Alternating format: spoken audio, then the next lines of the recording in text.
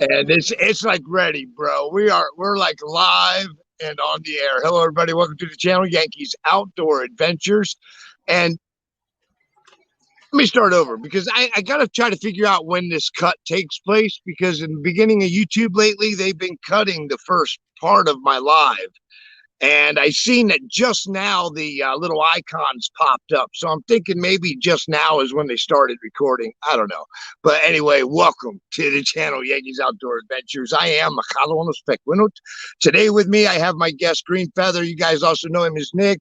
It is great to have you here, brother. He's going to show off some artifacts he's been finding. He hunts up different stuff along the creeks and the rivers, and likes to investigate and further his research on his own heritage, and he does that through the artifacts.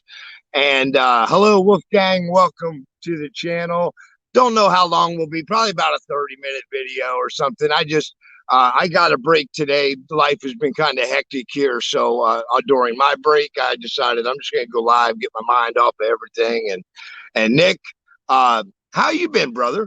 I've been awesome, brother. So, like you said, sometimes you just got to get your mind off of the stuff. And for you and I, our Unami Lenape heritage here in New Jersey is really such a bountiful source of that comfort. So personally, when I go out, I love connecting to that part of myself and allowing nature to remember through me and show me what it is that really is everywhere. It's everything is absolutely everywhere. The remnants of our people's civilization, and not just the Unami, of course. There were many Lenape people here, and intermingling peoples also from other regions. But this is a very ancient area, very dense with history. So one civilization that definitely inhabited this region for a long time were the Mound Builders. So the Mound Builders,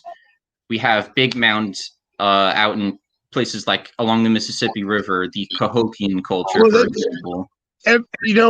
Everywhere, as far, this side of the Mississippi River, east of the Mississippi, everywhere kind of north and south directions, there were some types of mound buildings, and even that's right, yeah, really large earthworks in some cases. It's kind of interesting how we purposely in an early history, as farming began to spread across this country on this side of the Mississippi, we purposely defaced these things kind of before anybody really knew about them, because there was always that fear that a farmer would lose his land to a burial ground or something along those lines. So there were a lot of large earthworks that actually predated Native America, but they were removed, and destroyed because, like I said, because somebody was trying to hide the fact, that something was there before them.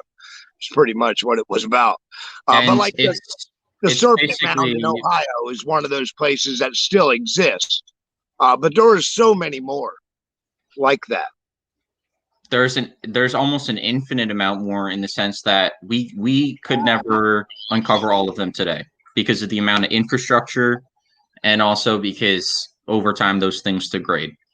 But fortunately, natural bodies like creeks will expose as they move and shift over the centuries. They cut into the earth, and for example, this mound builder culture preferred to build mounds oftentimes along bodies of water. So as these creeks shift over the centuries, they start cutting through those earthwork structures, and many of them. That's what they found here, just about 8 miles from me, here on the Maumee River. They found a what they considered to be a paleo site, which would be actually a little bit older than some of the round earthworks. Right. Well, the round earthworks fit in there, but not as old. I should have said, instead of saying older, not as old as the ground of the large ground earthworks that took place. Like the Serpent Mound predates the hilled mounds. that are here. There were absolutely waves of cultures that would stem from one region, gradually branch out with culture and technology, and implement and see what others were doing and copy that in some instances. And in some cases, they would bring their own tradition, mend them together. People would intermarry and mingle. And we're talking well before written history. So in the paleo because it's weird because they write it like, you know, they write the history like these groups of people disappeared. I don't think any group ever really disappeared. I think they more assimilated cultures as time progressed. Maybe there was things that dipped and declined their population, but I really don't think any of them actually disappeared. It was just probably a new combination of culture created new culture. You know what I mean? You see this happening on a faster scale today, where we define our culture by the decades here in this country. So the 60s, the 70s, the 80s, and those are very short increments of time. We're talking about cultures that existed for tens of thousands of years in some instances. In others, they would mend and meld into those cultures as well. So one aspect of those paleo sites is that they are very ancient. So we, Yankee and I, and also our relatives who are of native descent, do not entirely have the record of people who would have lived something like 18,000 years ago, who had really, really specific customs and such. But archaeology allows us to see through the lens and see what it was that what were they thinking? What did they use different resources for? What was their cultural sort of attaché in some senses? And you really don't get a lot to work with either. You know, I mean, that is the other thing. Fortunately, that's here, why so much changes over time. When new things are found, it can change an entire theory. And because, fortunately, fortunately, here in Central Jersey, there has not been as much, I would say, archaeological sort of investment in a heavy sense in all the little creeks and paleo sites, which still exist even in little patches of woods. I regularly go around and find fire pits and mounds and things like that. And these people were here for a very long time. They were Central New Jersey. It's a very fertile region, and at one point it extended something like 300 miles eastwards. The coastline was completely different during the Ice Age and afterwards. So I'll start showing you some of what I've been finding lately. Yeah, and it's just, you know, it's just a really valid point when we talk about people that were here, and the first people. It's kind of, that's really a broad statement, the first people, because there's so much evidence of so many different I still want to call them combinations of cultures. Not that one culture died and another one came in, but, you know, culture changed. But all that indication of changed culture indicates such a deeper history than we can even imagine. That's you know, correct. right here on, you know, in America. So. And I've, through many countless hours, years at this point of looking through even previously unexplored areas here, have found that different sorts of technologies evolved over time. The ways in which people would shape spearheads and arrowheads, the resources and materials that they would use.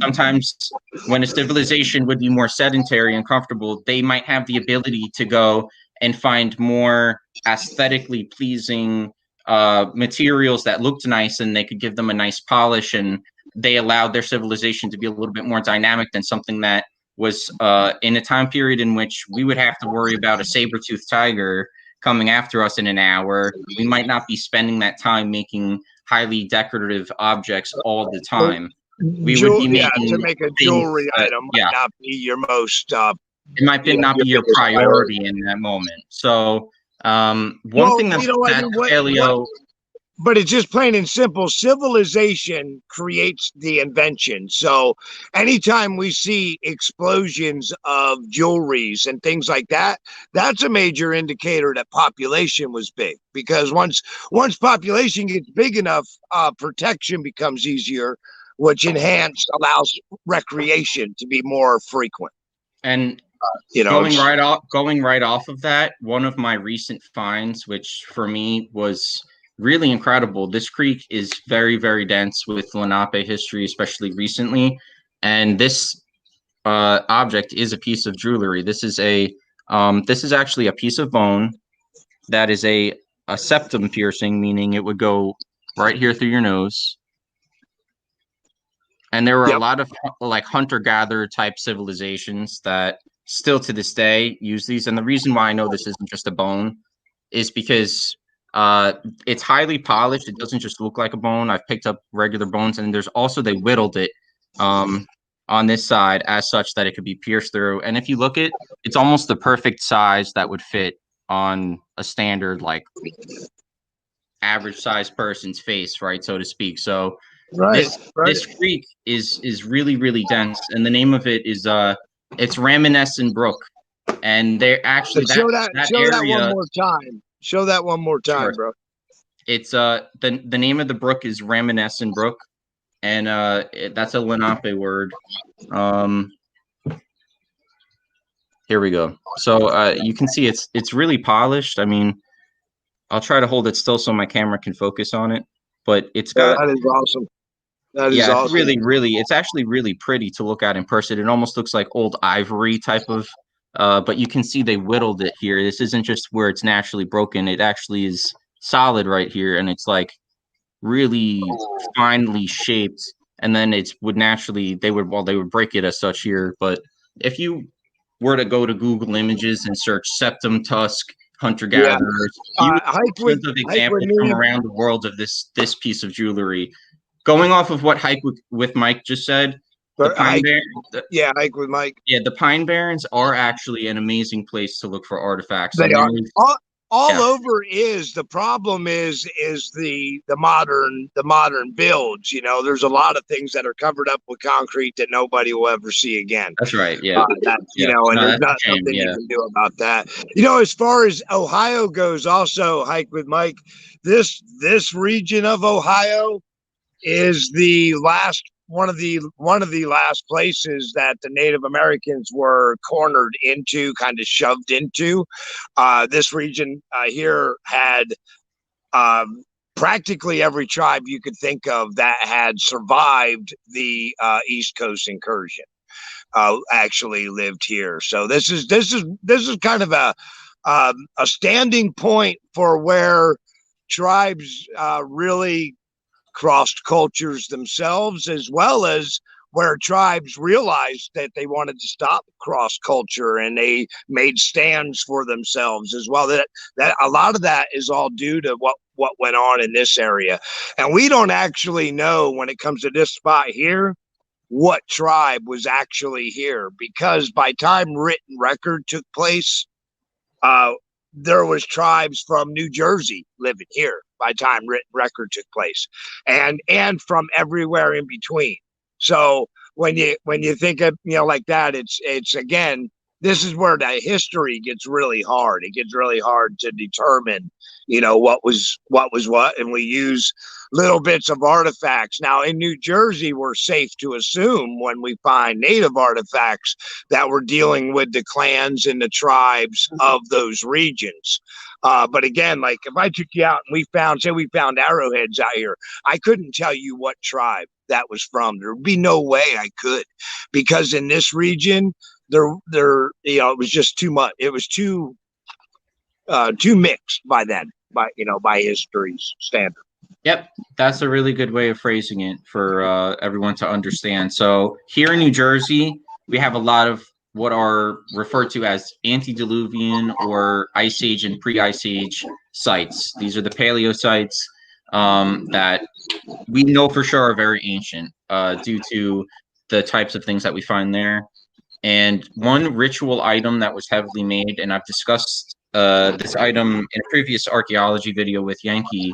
They're called Birdstones, and I love finding them. I very rarely find them, but the other day I happened to find two, so I'll show them to you right now.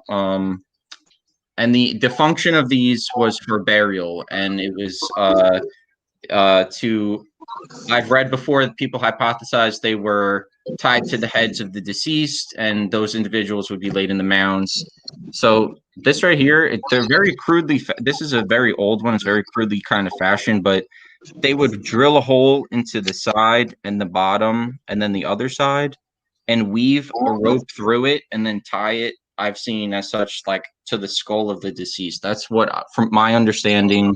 And then later groups of natives would find sort of ones that probably would have been shaped more like this, and they would tie them to, not in every instance, but some cultures would use them as atlatls, which are spear throwers. So because when Europeans actually arrived, they asked certain groups what was the function of these stones, these birds, like what are these? And those natives basically said, we found them. Our ancestors would find these, and they showed them what they would use them for as spear throwers. And I'm sure in some instances they were still considered ritual objects, but let me say too, I just want to, because so much is open to interpretation, and when for them to say that their interpretation was that they came from their ancestors, is really loose, because that doesn't mean I'm trying to see how to explain this. Just because it come from their ancestors doesn't mean that it was a lost technology, or it could mean it was as well. It's such a loose interpretation. When you found things that they wanted a good example. Here we go. Sorry, guys. Let me get my brain straight. Like the chicken or the egg, what came first? Native Americans were asked, because they used tools made of deer. They were asked, well, what came first, your tools or the deer? As kind of like, a philosophy question. But it didn't stump the Native Americans. They interpreted that question quickly and answered that undoubtedly the deer was here first. The tools came from our ancestors. Now so again, it doesn't mean the tool that he's using. If I say it came from my ancestor, doesn't necessarily mean the tool. It could mean that my ancestor taught me how to make this tool, or it could mean that my ancestor gave me this tool. It's an open interpretation. It's a loose interpretation. So, okay. It took me long to get to that point. I'm sorry, guys. It has been a crazy week for me. Hello, Inspired John. Hello, Shadow Swede. Welcome, my friend. Hike with me is hanging in here, and so is Wolfgang's. Awesome to have y'all in here. If you're just getting to the channel, we were just talking we went a little astray. We were talking about artifacts, but we kind of went everywhere, didn't we? All relevant, though. We're hitting all the right points with talking about the cultures that really produced all these artifacts. But going back to the Birdstones, we know that one custom involved with them involved ritually breaking them apart for some reason, and I'm not sure what that would have been. I'm not sure if anyone knows what that reason would have been. Maybe when the person passed away, they would break them as a sort of to release their spirit. I'm not sure, but let me show you really quickly. These have been found in the sites purposely broken like this. That's why we know that it was done this way. But again, so this would have been something like this. This is from the same one. I found these right near each other, and this would have been kind of a tailpiece. It's kind of hard to see how polished it is, but the reason I know these aren't just rocks is for a lot of reasons. But they would generally shape the Birdstones like this one is very three-dimensional, so it would have been about this size, and then there would have been a body in the middle, like just a standard kind of oval shape. But sometimes they were more two-dimensional. This is another head that you could see. It's very highly polished. And if you want to see more examples of these, I would search Popeye Birdstone on Google, and usually they're either really three-dimensional or they're very flat, kind of like this side is really 3D and the other side is really flat. So again, they had different functions, and over time, different groups would inherit these objects. That included spearheads. I have a few spearheads that I found recently, which are really cool. I wanted to show you. They're really polished. And let me point out something too, in case, because I have gotten some grief in the past, and in case it comes in again in the future, I can go ahead and refer them to this part of the video. Nick doesn't degrade sites. He doesn't defile sites. He doesn't steal artifacts. In the aspect that Nick takes these, he's actually rescuing the artifacts from being lost forever from the areas that they're coming from. He's not grave robbing. If such a site was found, that would be a totally different situation, and that would be handled like any other archaeological site.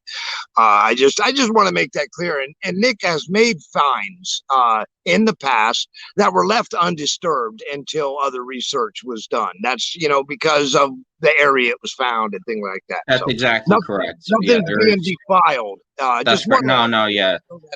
Most of my finds are simply done in the creek bed. These are just out in the open, on public sites, and oftentimes, if I find something of significance, the first person I contact is our state archaeologist. I've met him before. Awesome guy. Yeah, we also have a lot of college too. That's right. I mean, a lot of the things end up at the college. So.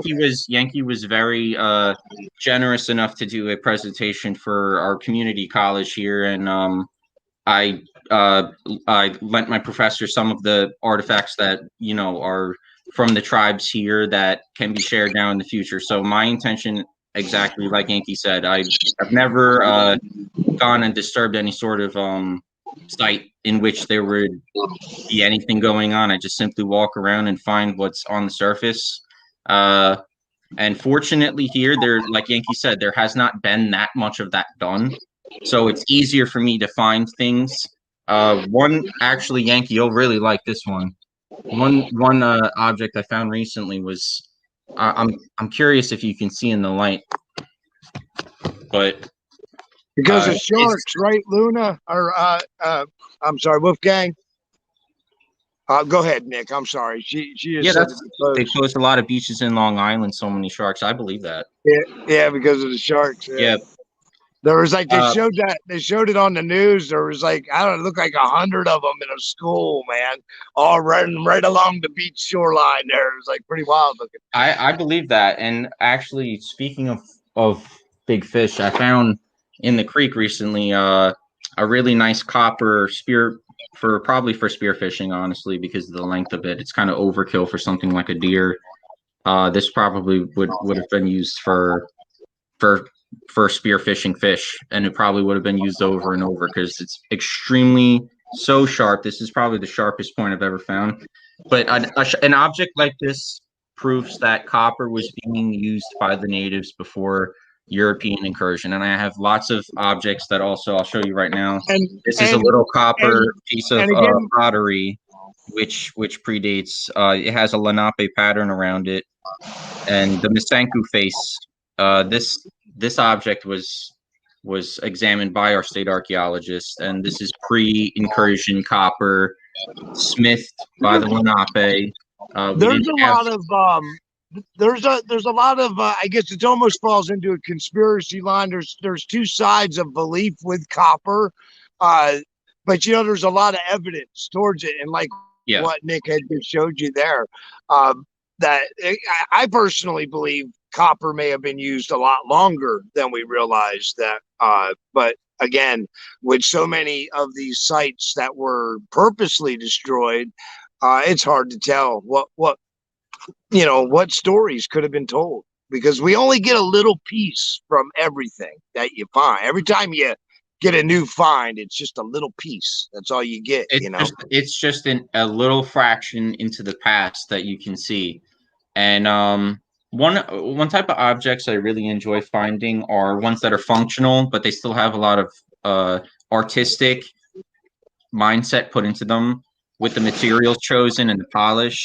And lately I've been finding on one site a lot of this is kind of like made of almost garnet. It's really pink. You can't even tell with this light, but it's a little hatchet. And you can really see though how polished and symmetrical it is. So they would have fit the stick right here like this, and then it would have been used like a hatchet. But yeah. There's a lot of really, really nice kind of red bits of garnet in there. And then I also found right at the same site, this is kind of like a turquoise blue, but highly polished. It's like a hammerstone almost. And you can see right here, again, same thing. They would have wedged the stick in. It would have been like probably this long, you know, the handle would have been like that. Yeah. And depending once you attach a handle, you could use it for several things. Several things, yeah, probably. You know, this could have been used for a hand pestle at one point. I mean, even without putting something on it, you could. There could have been any number of functions for it. The reason I know it was a hammer though is because they definitely cut out something right here, so that they would tie the rope to like that little ledge sticking out, and then also to the back.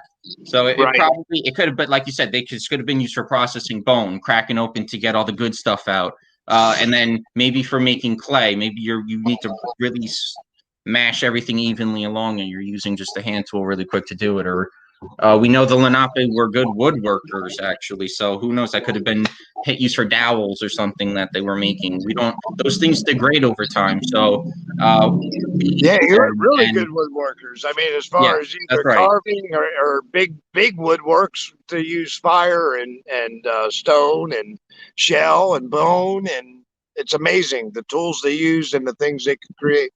Yep. And to think that, you know, that culture didn't evolve overnight either, you know, to give you a little bit of an example of how long people had been here doing that. Yeah.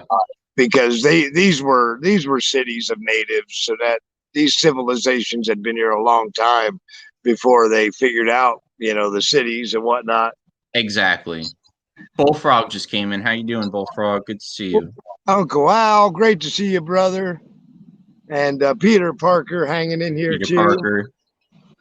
So one other kind of really artistic yet functional object that I found recently, which I've interpreted as being a spearhead due to the shape, but it could just be a piece of stone art. Like oftentimes they would make little effigies and totems and carry them around. Is this object right here, which you used in the thumbnail? But I wanted to show that it's jasper or something along those lines. I'm sorry, it's some sort of, it's like that peanut butter kind of flint material that is heavily used, but there's a red circle with a blue outline, and what that probably is some sort of mineral that the person who was making it found and was like, that's really aesthetically pleasing, and then they left it on there. It's kind of, but it is also oddly symmetrical. So I don't know if they, like that chicken and the egg, did they find that spot sticking out and then make this thing and like wear it as something, or was it? It looks like it to me. It was a spearhead. I just thought it was a really cool looking piece, and I couldn't tell you what for sure. I couldn't even tell you for sure because this is such a oddball thing. I'm sorry that my lighting is not so great. No, yeah.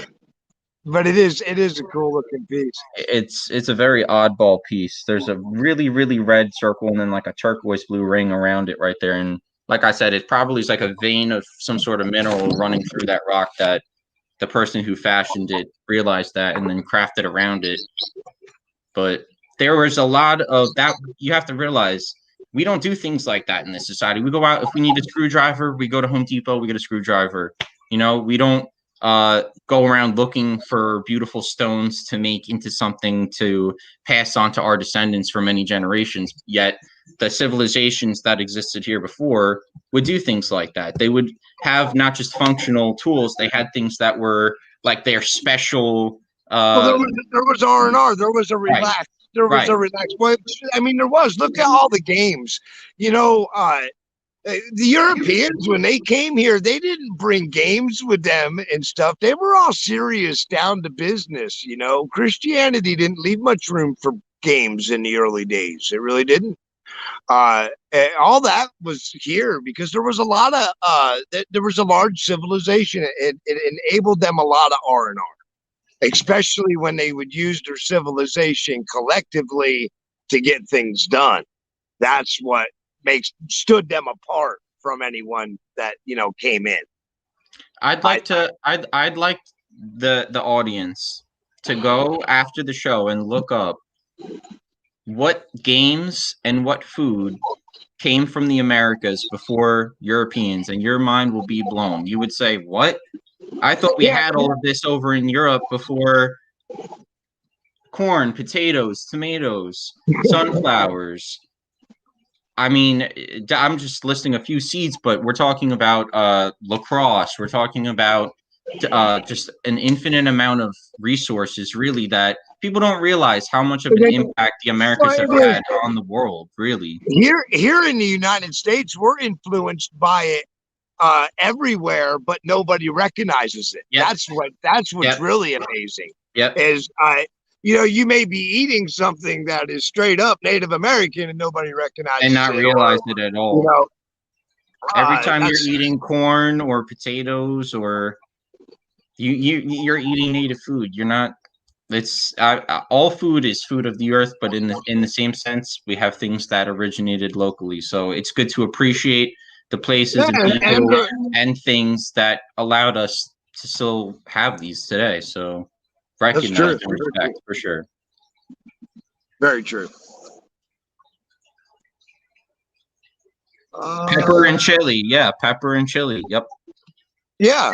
Well, I mean, you got to kill when you talk about Americas, then you really do. You go all the way down into South America because all that was a channel of. I mean, corn is technically, I guess, still thought to come from South America originally. Correct?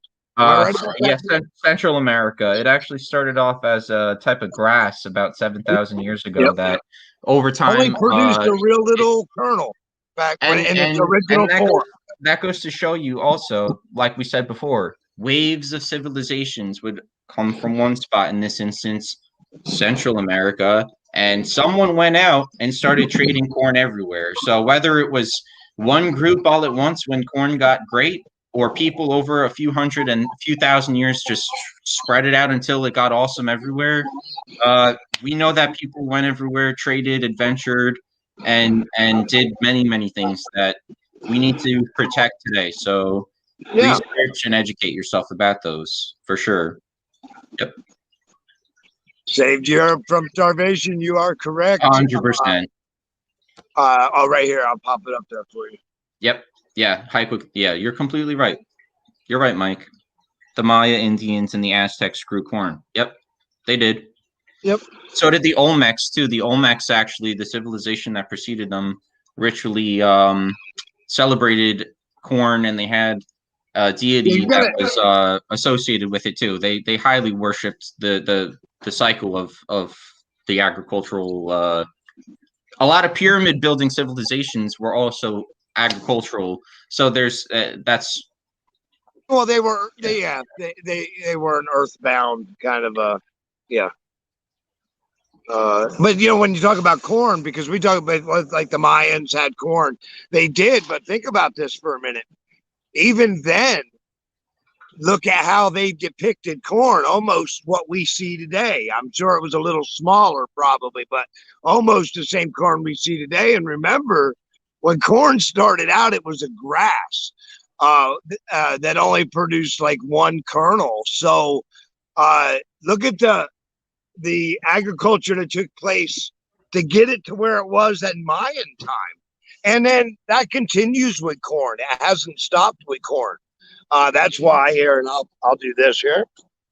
That's why we have corn today that grows way taller than me, and this used to be a grass, and that we grow. We still mess with corn constantly.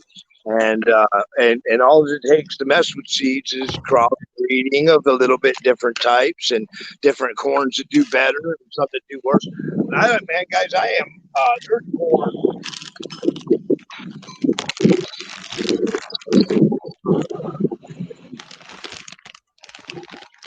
Yeah, so here you can see I have some native corn seeds. These are actually heirloom seeds, and you can see what native corn would have looked like before. It was actually really, really colorful. And these heirloom seeds that some people still have today are like a little piece of history.